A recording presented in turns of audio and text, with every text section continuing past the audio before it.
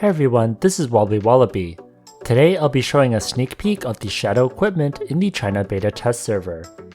Shadow equipment will be released soon to other servers, and many are probably wondering which ones are good. Today I'm going to focus on the damage test with 3 offhands. I have a plus 15 Shadow equipment for Vinkt Magic Bracelet, Skeleton Bracer, and Rosa Chain. All 3 of them are at 15% progress, which is the maximum everyone will start with. Classes like Taekwon are able to take advantage of all 3, so which one is the best? Stay tuned to find out.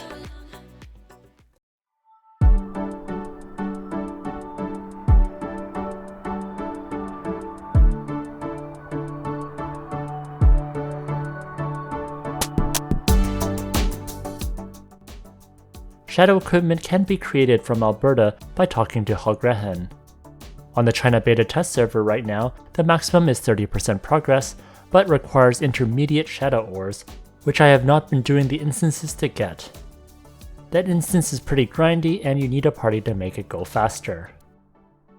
Luckily, my account had 3 of these offhands at Refine 15, so I could test them out. I chose Taekwon for these tests, although other classes can also benefit from this.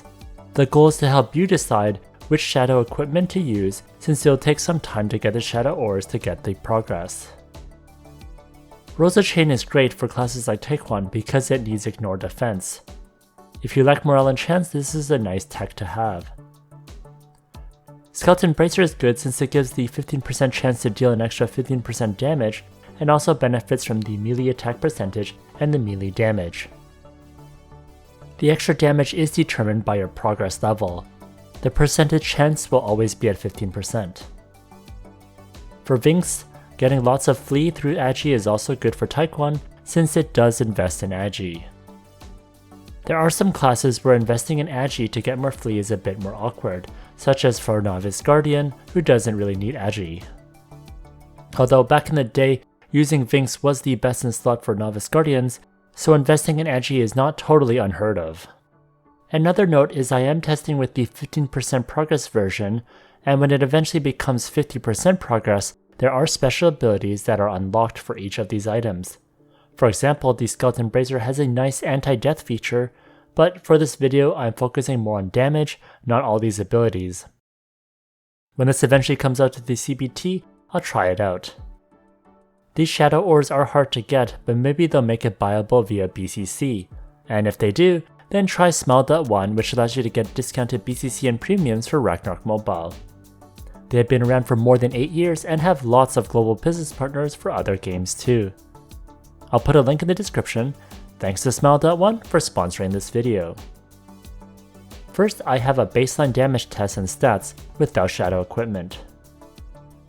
Here's my gear overview.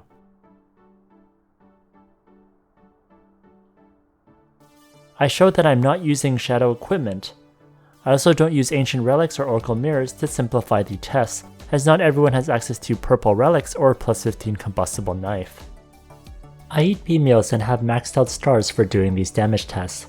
Thanks to these 2 viewers for pointing out why these stars need to be maxed to prevent inconsistent results, since it adds additional physical damage increase per lit up star due to the passive astrology resonance.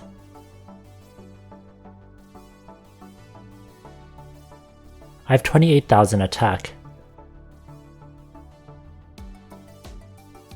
72% penetration,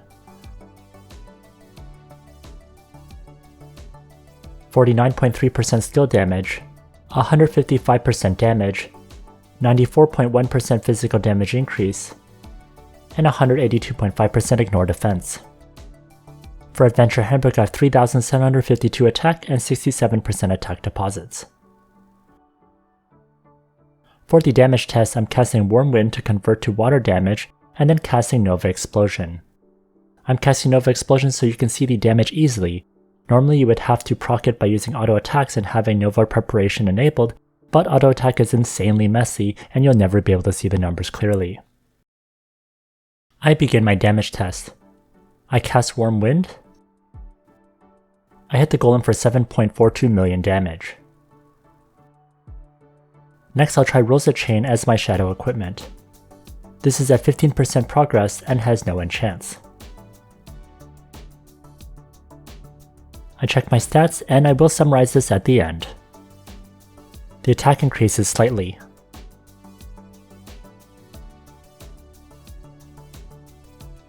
Penetration remains unchanged at 72%.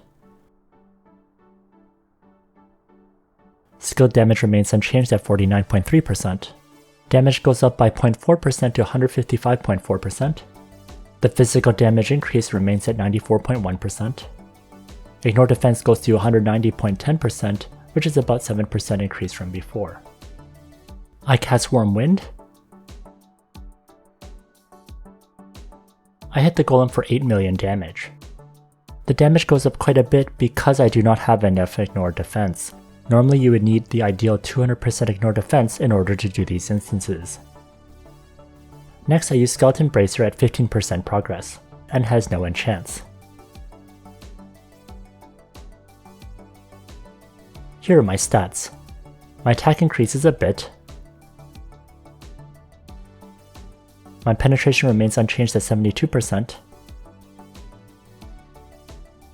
My skill damage remains unchanged at 49.3%. My damage increases by 1.5% to 156.5%. My physical damage increase goes up 1.9% to 96%. Ignore defense remains unchanged at 182.5%. I cast Warm Wind. I hit the golem for 7.55 million damage. Next I use Vinkt Magic Bracelet at 15% progress, and has no enchants. Here are my stats. My attack increases a little bit.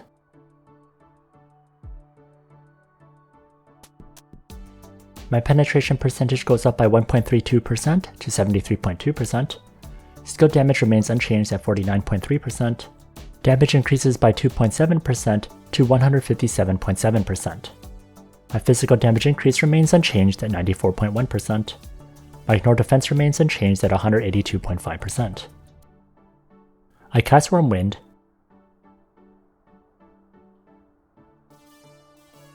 I hit the golem for 7.64 million damage. Here is a summary. For my character setup, the Rosa Chain is the best, but that's because I don't have the 200% ignore defense required for legend runs. This shows how important ignore defense is for these instances. On my main account I do lack morale and chance, so using Rosa Chain is a great way to get more damage. The nearly 8% ignore defense jump is a big stat difference even at 15% progress, especially when compared against the other offhands which have a much smaller percentage jump. Next is Skeleton Bracer. Many people want this offhand for its eventual anti-death skill. The increase in physical damage percentage is nice, and if your class does a single target skill, the 15% chance to deal extra damage is pretty nice. Damage wise, this didn't beat Vinkt's for me, since I lack penetration percentage, which Skeleton Bracer doesn't help me with. My physical damage increase is already pretty high for this character. Finally, for Vinkt Magic Bracelet, the penetration percentage is probably what makes this the most useful. We see it performs better than Skeleton Bracer. If you have enough ignore defense, you can consider using this one for getting more damage. Penetration percentage is a great modifier, especially for legend instances, and is often hard to get. Personally, I will be using Vinkt Magic Bracelet upon release, since this will be great for Saitama and Taekwon. I'll continue rolling for morale and chance to get closer to the 200% ignore defense, so I can use better shadow equipment, since Rosa Chain is definitely a tech choice.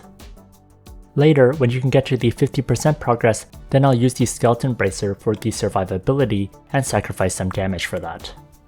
Are you excited for the new shadow equipment? Are you surprised with the results? Let me know in the comments section. If you enjoyed this video, please like, comment, and subscribe. Here's a video that I would recommend, and if you want more sneak peeks, check out this playlist over here.